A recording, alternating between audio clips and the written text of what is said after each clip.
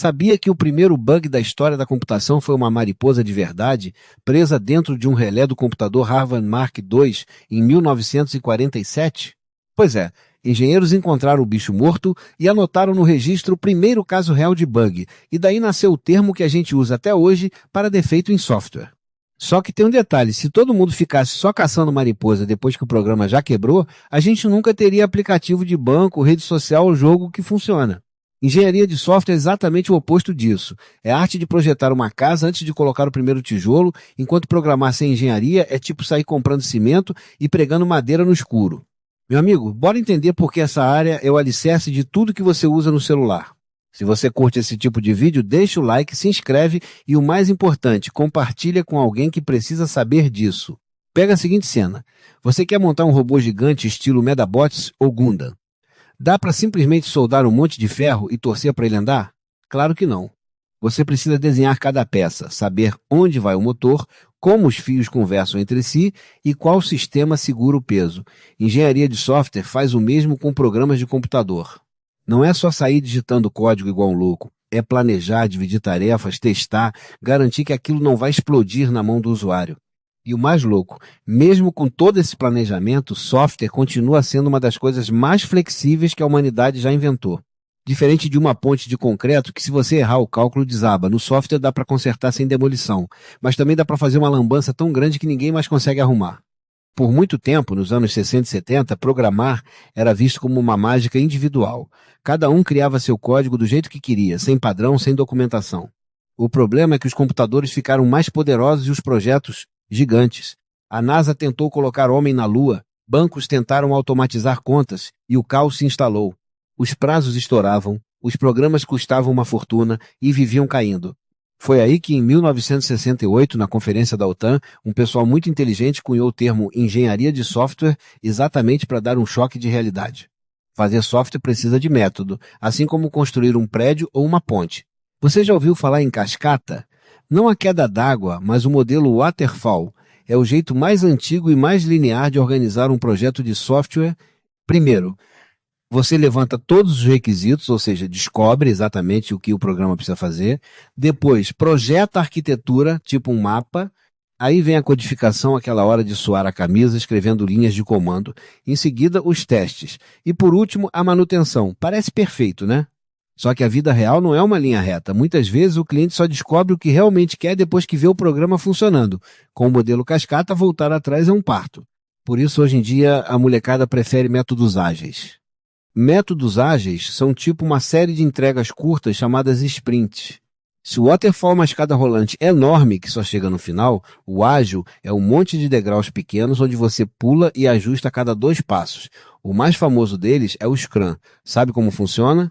Você tem um Product Owner, que é o cara que decide as prioridades, um Scrum Master, que ajuda o time a não travar, e o time de desenvolvimento. Eles se reúnem todo dia numa daily rápida, tipo, o que fiz ontem, o que vou fazer hoje e quais os impedimentos.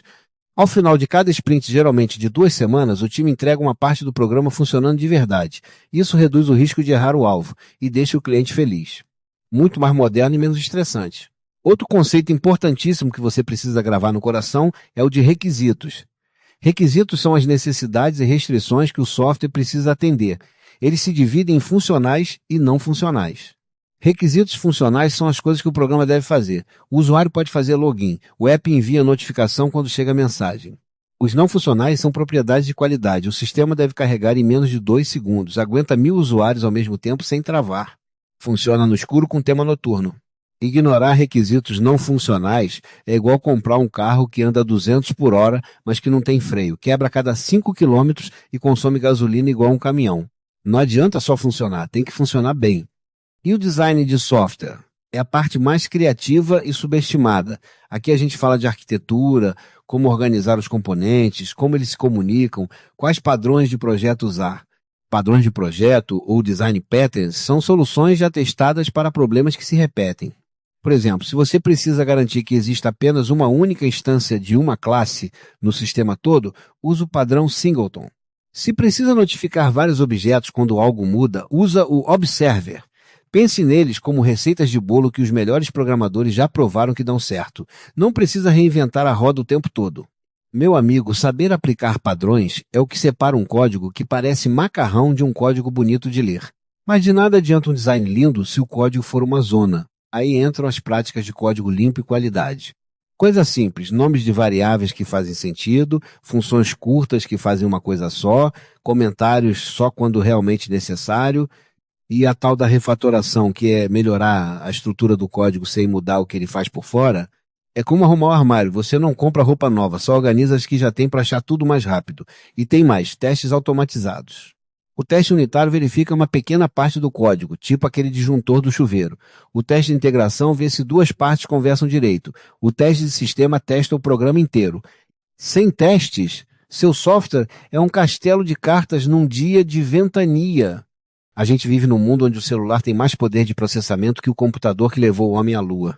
E a quantidade de software só aumenta. São aplicativos, sites, sistemas embarcados em geladeiras, relógios, até em tênis. Para você ter uma ideia, estima-se que existam mais de 100 bilhões de linhas de código só em produção no mundo, e cada linha precisa de algum nível de engenharia. Se programar fosse uma bagunça, nada funcionaria junto. A engenharia de software é a cola invisível que mantém sua timeline, seu streaming e seu Pix no lugar.